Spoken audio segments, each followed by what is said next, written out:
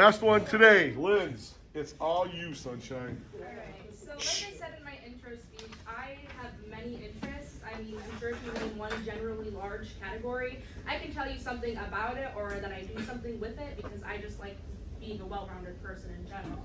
And one of those things is figure skating. Not many people knew that I did this for a really long time because I don't really share much about it because I was really little when I had to quit. It's, like Carly said, her industry is crazy expensive. So I don't really talk about it too much, but I really enjoy doing it, so I thought I'd share it. It was originated in the mid-19th century, even though people had been skating a long time before that, but not in like a formatted kind of way. And then the original English style, you can kind of see, I found an old picture, you can't really do, crazy tricks when you're in Edwardian dresses. So Jackson Haynes in the 1800s came up with the modern sort of sport of figure skating. And I was going to bring my skates in, but I didn't have skate guards, and I also thought I was going next Monday. So I just found a little diagram. On the inside, you have like padding, which kind of hurts, so you have to make sure you're wearing like tights or leggings tucked into it, but it's like a rough padding material because you have to protect your ankles, because if your ankles aren't secure, you are going to wobble like none other. And then most of this is just basic shoe parts, but you have the hooks obviously to lace the straps all the way up, and then you got the heel on it, which is only on figure skating boots. You usually all figure skaters wear this, male and female. So then you just got basic things, and then you have a toe pick, which is exclusive to figure skates. It's very important for things like jumps and stabilization.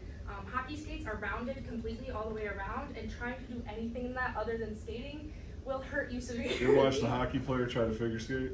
I've seen attempts, but it's hard to do anything because a lot of stuff you balance on the ball. But a hockey player going to that stubs their toe and falls all over the place. It's hilarious. Yeah. And then there's a dance blade and a free skating blade. There's not too many differences. One's just a bit thicker and rounder type thing. And then on the inside of the blade here, you can't see it obviously, but there's a divot. It's not flat or pointy. It's like a little circle on the inside, and there's two edges on the outside, and that's what you skate on. So when you're skating, the only way you can turn is with those divots, is because you lean on one side of the skate over the other. So that's how you kind of move around in them. And then modern skating, it was the first winter sport added to the Olympics in 1908. It's one of the most popular winter sports in the world. It's crazy competitive. Like, there are 15-year-olds who go to the Olympics trying to compete, and like, it's crazy. This is just a picture of Yuzu behind me. He's a Japanese figure skater. There's several different kinds of figure skating. It's not really a set in stone thing. So we have solo programs. There's long and short, which just means the length of your program. And then male versus female, there's different variations in the requirements you have to do to get the max amount of points. So here's a picture of Ashley Wagner. She's one of my favorites. And then pairs is the crazy version of two people skating. So like doing death spins and like throwing them in the air type thing, like crazy fast. That's what pairs is. And then dancing is much more chill and very more elegant than pairs is. And then I have a couple of videos. I'm gonna start with this one because it's more interesting. It's just the Shibutani twins. They're ice dancers for the U.S. Olympic team. I hope the audio's on.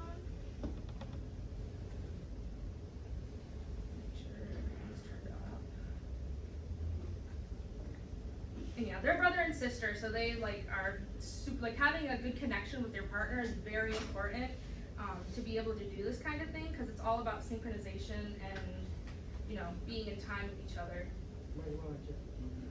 Yeah. TV volume. Yeah. That would be useful.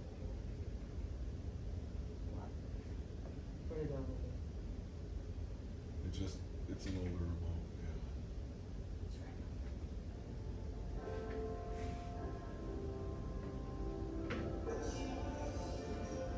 Oh, Coldplay. And throughout the program, this is ice dancing. It's not pairs. It's definitely much more about fluidity and artistics rather than the skills you have to perform. So it's very much more about being synchronized and creating the art side of it rather than the competitive, crazy, jumpy, crazy stuff. It's beautiful.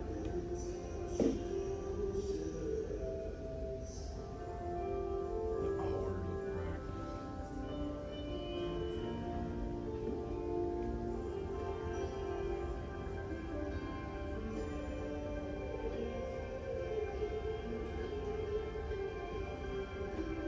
Circular step sequence, watch now. The footwork is complete.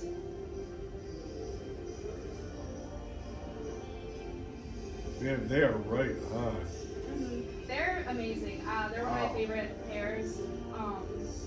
I like watch a lot of figure skating just randomly, and I have not yet, like maybe like a couple other pairs, but they are one of the best. They like, just teams. flow right together with Yeah. very, very And they're good only like limit. 20, I think. So yeah, they're amazing. And their fluidity, their sync, like look, they're so synchronized. Right on. It's literally so amazing how they're able to do all this. And I wish I could do it, but I am very much a solo skater. So as you can see, they're not really doing any crazy jumps. That's obviously like a pairs thing. It's very much about, you know, keeping the artistic. See, they do like stuff like that is more dancing.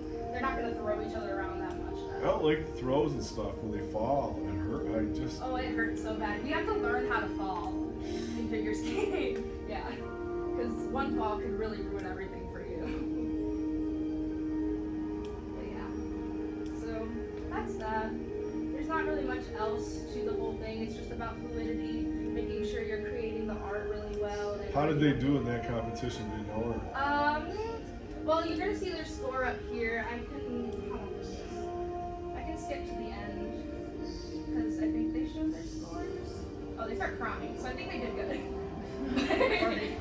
There's no crying in figure skating. There's a lot of crying. in I figure know. skating. Just ask Nancy Carey. But yeah, see, that's so difficult. Even spinning in general, but jumping from spin to spin like that and in sync, like up like this, it's very hard, especially because you have to use your gravity to keep things going. So like you have to, because usually when you see the fast spins, they're pulling themselves in to make themselves go faster. So being able to throw that out and keep speed going is very hard. But yeah. And you also have to be very strong. I don't know, you probably can tell, but strength is so important. You do a lot of strength training in figure skating, especially with your legs. So yeah. It's a long program.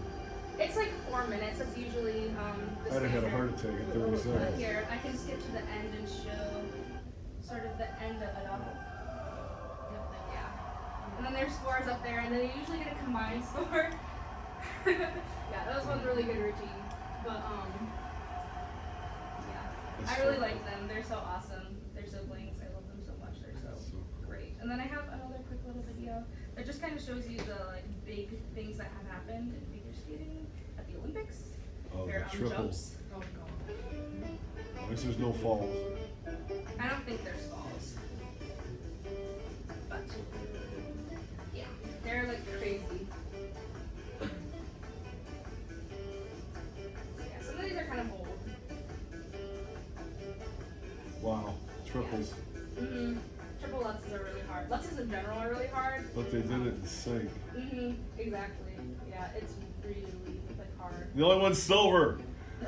Yeah, it's crazy. Cheated. Judges So cheated. yeah, this is men's short program. He's doing Quad. Project the sock out. So yeah, usually when you're doing jumps in figure skating, you use a first jump to get big up in the air. But then he did 2 in a row. Yeah, you do several usually. It's one big jump and then you do like a smaller one. And How do you not throw up from the spin? You just learn not to. Like, you know how in dance, maybe you don't know. No, you, like, I don't. Spot, you spot and look at one spot, but that's because you can go only so fast. But you can't do that in figure skating. You're going so fast. So you just learn to get rid of the jitters. That's what freaks me That's out. pair skating. And Yeah. don't tell me she didn't get beat on learning that. You wear in skating. There's this like belt thing that's connected to a thing that's like a fly system. So Okay. you learn how to do these jumps connected to a fly system with somebody holding you. So yeah, he's 17. People are like, there's 15-year-old Russian girls that go to the Olympics. It's crazy. And they land on a little tiny blade. Yeah, that's what the toe picks are for. Like I said, you could not do that without the toe pick. This is the number one here.